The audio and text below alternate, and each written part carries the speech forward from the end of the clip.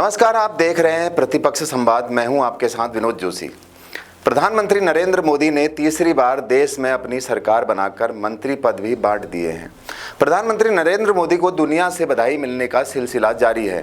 दुनिया के 50 से ज़्यादा देशों ने रिकॉर्ड तीसरी बार भारत के प्रधानमंत्री बने नरेंद्र दामोदर दास मोदी को अपनी शुभकामनाएं दी हैं, जिसमें पाकिस्तान भी शामिल है।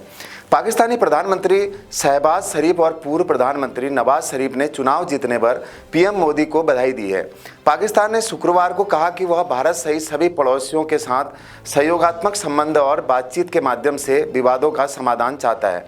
लेकिन हैरानी की बात यह है कि कांग्रेस से गांधी परिवार ने प्रधानमंत्री मोदी के तीसरी बार प्रधानमंत्री बनने के बाद कोई भी बधाई संदेश नहीं लिखा।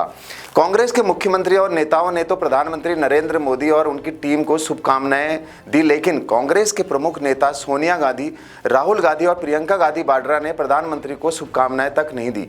इसके बाद यह चर्चा चल गई कि ऐसी भी क्या गिला शिकवा कि चुनाव जीतने के बाद बधाई ही नहीं दी जा रही है।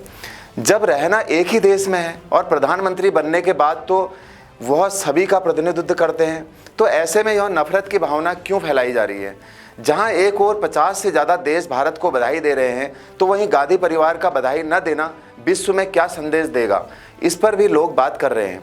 जबकि राहुल गांधी ने पिछले 2 कार्यकाल में प्रधानमंत्री नरेंद्र मोदी को प्रधानमंत्री की शुभकामनाएं दी थी, और यह होना भी चाहिए। विपक्ष का कर्तव्य है कि वह सरकार के साथ कदम से कदम मिलाकर चले, और वह कदम से कदम मिलाकर तभी चल सकता है जब सरकार में बैठे लोगों के साथ उसके संबंध कुछ हद तक ठीक होंगे।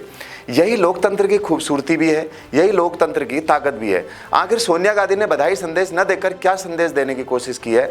हमने देखा कि मोदी सरकार के शपथ ग्रहण समारोह में भी कांग्रेस की ओर से केवल कांग्रेस अध्यक्ष मल्लिकार्जुन खड़गे ही पहुंचे थे। तो सवाल है, विपक्ष के बड़े नेता इस कार्यक्रम में क्यों नहीं पहुंचे? लोकतंत्र की सबसे बड़ी खूबी यही है कि चुनाव होने तक तो वाद विवाद होता है, परंतु उसके बाद सभी नेता मिलकर देश के विकास के लिए प्रयास करते हैं। लेकिन आज भारत में नफरत इतनी घुल गई है कि लोकतंत्र भी अपनी मूल जड़ से खिसकने लगा है। यह देश के लिए अच्छा संकेत नहीं है।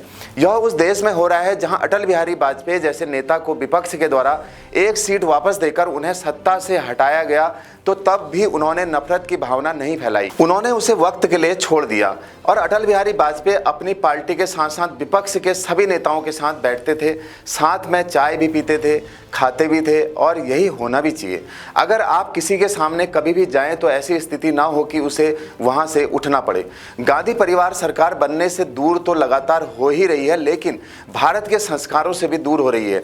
राहुल गांधी, सोनिया गांधी प्रधानमंत्री के शपथ ग्रहण समारोह में शामिल होने आई बांग्लादेश की प्रधानमंत्री शेख हसीना से मिलकर उनका स्वागत तो कर सकते हैं, शेख हसीना के भारत आने पर उन्हें बधाई दे सकते हैं, लेकिन देश की जनता के द्वारा चुने गए नेता मोदी को बधाई नहीं देना चाहते। यानी इससे कहा जा सकता है कि गांधी परिवार अपने विनाश की कथा खुद ही लिख रहा है। इस पूरे मामले में अपनी राय जरूर रखें, हमें कमेंट बॉक्स में अवश्य बताएं, और तमाम देश दुनिया की खबरों को देखने के लिए लगातार बने रहें प्रतिपक्ष संवाद के साथ। आपका बहुत बहुत धन्यवाद। नमस्कार।